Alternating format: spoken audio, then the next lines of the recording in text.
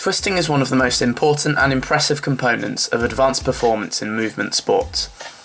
High-level athletes in almost all movement sport events, from free running to trampolining, from gymnastics to diving, will at some point need to develop some understanding of twisting in order to move on to more complex skills. I made a twisting tutorial on my old account a long time ago. It's received a lot of good feedback over the years, and I'm pleased that I have managed to help so many people learn to twist through this video. However, there is a lot that I don't like about this tutorial, and I've learnt a lot more about twisting since it was posted. More advice on twisting is requested from me quite often, so the time seemed right to remake this video. Nothing which I said in the old tutorial was straight up incorrect. If you're just looking for a quick, not too technical overview of basic twisting techniques, then please feel free to check out the old tutorial linked here. However, if you're looking for a detailed technical breakdown of how to twist, then this series of videos should hopefully be of interest to you. Part 1 of this twisting series will outline some generic principles of twisting which should be applicable to any twisting skill in any discipline. Part 2 will be focused on both forwards and backwards twisting for trampolining, and Part 3 for gymnastics and tumbling. I decided to make them two separate videos as a lot of the drills and some of the techniques are different between the two events. Having said that, a gymnast may choose to learn to twist on a trampoline before taking it across to the floor, but they still would not necessarily learn it in the same way or use exactly the same techniques that a trampolinist would. Okay, let's move on to some principles of twisting now. Firstly, there are two different types of twist, both of which you will use at different times and should have an understanding of. Twists can either be initiated as you take off, known as a contact twist, or can be initiated when you are already in flight by a change of shape, known as an aerial twist. Here are a few examples of each type of twist. Hopefully you can see the difference between the two. Twists can only be initiated once you are airborne if they are associated with a change in body shape, normally a kick out or an inward movement of the arms, or both.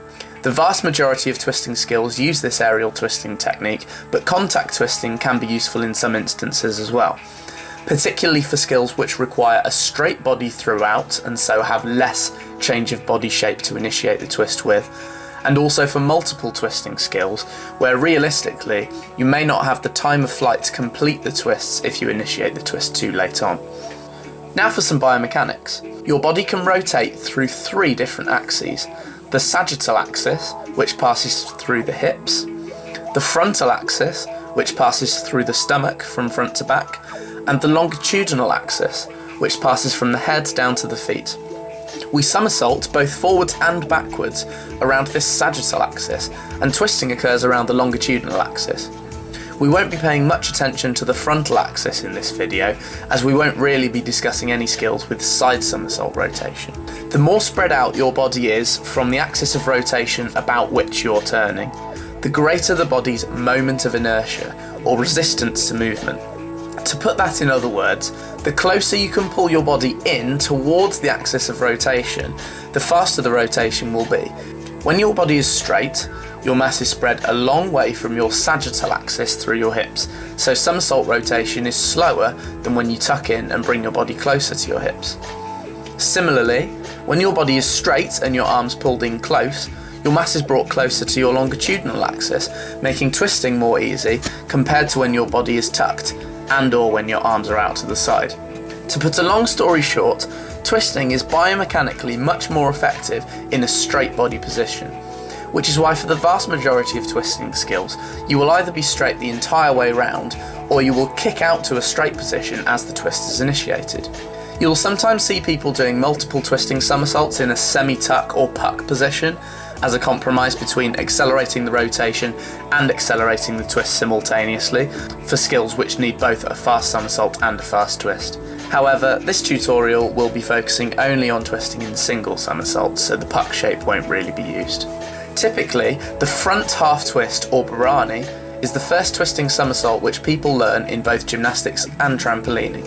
In both disciplines, this skill can be done in each of the three shapes: tuck, pike and straight.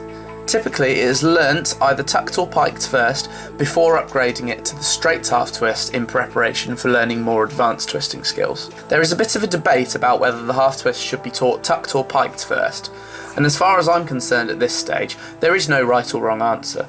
It's felt that the twist is easier from the pike somersault entry, as the body is straighter to start off with, but obviously the somersault rotation is faster in the tuck position. My personal advice would be that trampolinists should strive to develop a pike front with a nice early kick out before attempting the barani, and then learn the pike barani first. However, for gymnastics, where air time is a lot harder to come by, it may make more sense to learn the twist tucked initially. Whichever shape you learn the twist in first, make sure that you go back and learn it in the other shape as well before moving on to anything more complicated. The final thing we need to discuss in this section of the video is how the two axes of rotation interact. Obviously, in a twisting somersault, rotation is occurring around both the sagittal and longitudinal axes simultaneously. When you perform a skill with no twist or very few twists, the move will go squarely over the top and will pass near perfectly around the sagittal axis. However, the more twists exist in a skill relative to the amount of somersault rotation, the more offset the somersault rotation will become. This skewing of the body effectively means that the body mass is brought closer to the sagittal axis without having to change the actual body shape. This means that the more twists you are doing, the less somersault rotation is required to get the skill around to your feet. The more twists you add, the less force you need to concentrate into the rotation, and the more of it needs to go into your twist. You shouldn't necessarily take off with less power, you just need to make sure that all of your power is directed correctly, else you will likely over-rotate the somersault. Now that you hopefully have some understanding of the main principles of twisting, you should hopefully be ready to move on to actually learning to do it yourself. Please follow one of these links displayed on the screen now to progress to the next stages of the tutorial.